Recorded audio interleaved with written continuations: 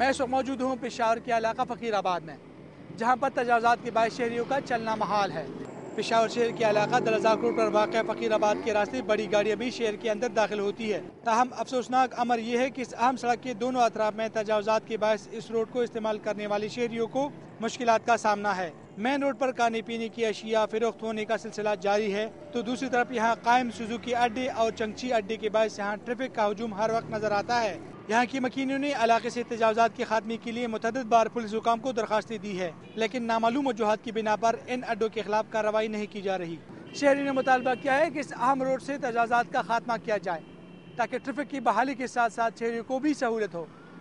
Cameraman عامر علی شاہ کے ساتھ مسرت اللہ، دنیا نیوز، پشاور۔ میں اس وقت موجود ہوں پاک افغان سرحد ترخم میں، جہاں حکام نے سیکیورٹی خطرے کے پیش نظر سرحد پر داخلی کے لیے ویزا لازمی قرار دے دیا۔ پاک افغان سرحد ترخم، جس کا گیٹ نہ ہونے سے صرف زنجیر ہی دونوں ممالک پاکستان اور افغانستان کے مابین سرحدات کا تعین کرتی ہے۔ اس سرحد پر پاکستانی حکام نے کچھ عرصہ سے افغان باشندوں کی داخلی کے لیے ویزا اور پاسپورٹ کی چھوٹ دے رکھی تھی، لیکن ملک میں دہشت گردی کے پے در پے حملوں اور ان کے پیچھے بیرونی عناصر کے ملوث ہونے پر سیکیورٹی حکام نے جہاں پاک افغان بارڈر ترخم پر چیکنگ کا سلسلہ سخت کر دیا ہے، تو وہاں پر ویزا اور پاسپورٹ کو بھی پاکستان میں داخلی کے لیے لازمی قرار دے دیا ہے۔ بارڈر سیکیورٹی حکام نے بتایا کہ آنے والے دنوں میں سرحد پر سیکیورٹی مزید سخت کر دی جائے گی اور چیکنگ کو مؤثر بنانے کے لیے بارڈر پر بائیو میٹرک سسٹم بھی نصب کیا جائے گا، جس سے قبائلی علاقوں میں دہشت گردی میں ملوث بیرونی عناصر کے خاتمے میں مدد ملے گی۔ قبائلیوں نے حکومت کے اس اقدام کو سراہا اور ان علاقوں میں امن و امان کے بحالی میں بھرپور تعاون کا یقین دلایا۔ ماسٹر علی شنواری، دنیا نیوز، خیبر ایجنسی۔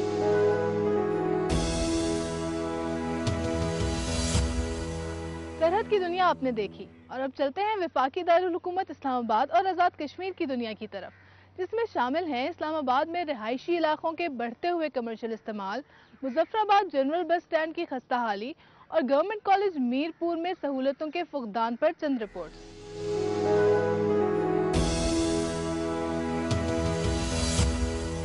دارالحکومت اسلام آباد میں کئی افراد اور ادارے رہائشی زمینوں کو کمرشل مقاصد کے لیے استعمال کر رہے ہیں۔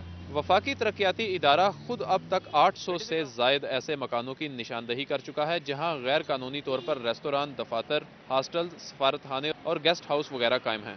ان غیر قانونی اسٹیبلشمنٹس کے بارے میں معلومات رکھنے کے باوجود وفاقی ترقیاتی ادارہ ان با اثر افراد اور اداروں کے خلاف کسی بھی قسم کی کارروائی کرنے سے قاصر نظر آتا ہے۔ رہائشی علاقوں میں بغیر اجازت قائم ان ریستورانوں اور سفارت خانوں نے سینکڑوں فٹ زمین پر غیر قانونی قبضہ کر کے پارکنگ بھی قائم کر رکھی ہے۔ ملک کی موجودہ سیکیورٹی صورتحال کے پیش نظر اکثر سفارت خانوں نے سڑکوں پر بنکر بنا رکھے ہیں، جس سے نہ صرف ٹریفک بلکہ اسلام آباد کے اکثر علاقوں کے رہائشی بھی پریشان نظر آتے ہیں۔ رہائشی علاقوں میں غیر قانونی کاروبار کی روک تھام کے لیے سی ڈی اے میں بلڈنگ کنٹرول سیکشن موجود ہے، تاہم اسلام آباد کے اکثر رہائشی علاقوں میں C D A bylaws کی خلاف ورزی کی جا رہی ہے۔ کیمرامین محمد جاوید کے ساتھ عدیل وڑائچ، دنیا نیوز، اسلام آباد۔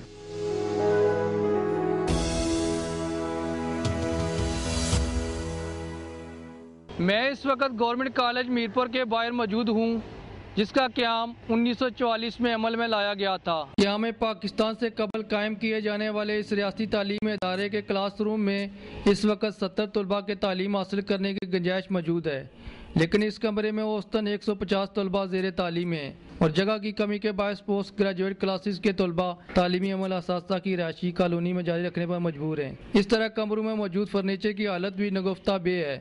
کالج کا حال ہم نصابی سرگرمی کے انجام دہی کے لیے ناکافی ہے۔ ریاست بھر سے آنے والے طلباء کے لیے ہاسٹل کی کمی اپنی جگہ، مگر موجودہ ہاسٹل کی حالت بھی اچھی نہیں۔ کالج اور ہاسٹل میں ٹوائلٹ اور پینے کے صاف پانی کی قلت کی وجہ سے طلباء شدید مشکلات کا شکار ہیں، جبکہ سیکورٹی اور مرکزی دروازہ نہ ہونے کی وجہ سے کالج میں غیر متعلقہ افراد کو روکنا ممکن نہیں۔ طلباء کا مطالبہ ہے کہ جہاں انہیں اعلیٰ تعلیمی یافتہ تدریسی عملہ مہیا کیا جائے، وہاں کالج کی نئی عمارت کی تعمیر کو یقینی بنایا جائے۔ طلباء اور طالبات کی بڑھتی ہوئی تعداد کے پیش نظر تدریسی عملے کی حاضری کو یقینی بنانے کے ساتھ ساتھ اس قدیم کالج کو یونیورسٹی کا درجہ دیا جائے۔ کیمرہ مین آصف چودھری کے ساتھ سجاد جلال، دنیا نیوز، میرپور، آزاد کشمیر۔ میں اس وقت مظفر آباد کے لاری اڈے پر موجود ہوں، जहाँ सफाई और मुसाफरगाह न होने की वजह से लोगों को शदीद मुश्किलात दरपेश हैं। दुनिया भर में बस अड्डे सफाई और आवाम को सहूलियात की फराहमी के लिए हुकूमती दिलचस्पी के आइनादार होते हैं, लेकिन आज़ाद कश्मीर के दारुल हुकूमत का ये बस अड्डा कूड़े के ढेरों के बायस मुसाफिरों के लिए अज़ियत के साथ साथ हुकूमती इदारों की नाअहली का सबूत फराहम करता है। दारुल हुकूमत के इस लारी अड्डे से रियासत के अजला के साथ साथ पाकिस्तान के मुख्तलिफ शहरों के लिए गाड़ियाँ निकलती हैं, जिनमें बसें, वैगनें और जीपें शामिल हैं। बस स्टैंड शहर के अंदरूनी इलाके में वाक़ होने की वजह से भी न सिर्फ अंदरूनी शहर ट्रैफिक के निज़ाम में खलल पड़ता है, बल्कि गाड़ियों के धुएं से फ़ज़ाई आलूदगी के बायस ख़तरनाक बीमारियां पैदा होने का एहतमाल है। मुसाफिरगाह की कमी की वजह से बारिश और शदीद सर्दी और गर्मी में लोग खुले आसमान तले खड़े रहने पर मजबूर हैं। तामीर नौ के इदारों के ऐलानात अपनी जगह, मगर तामीराती काम शुरू न होने के बायस ये इदारे अवामी एतमाद खो चुके हैं, जिसकी बहाली के लिए बस अड्डों और अंदरूनी शहर राब्ता सड़कों की फौरी तामीर ज़रूरी है। कैमरामैन नवीद अवान के साथ ख्वाजा रईसुद्दीन, दुनिया न्यूज़, मुजफ्फराबाद।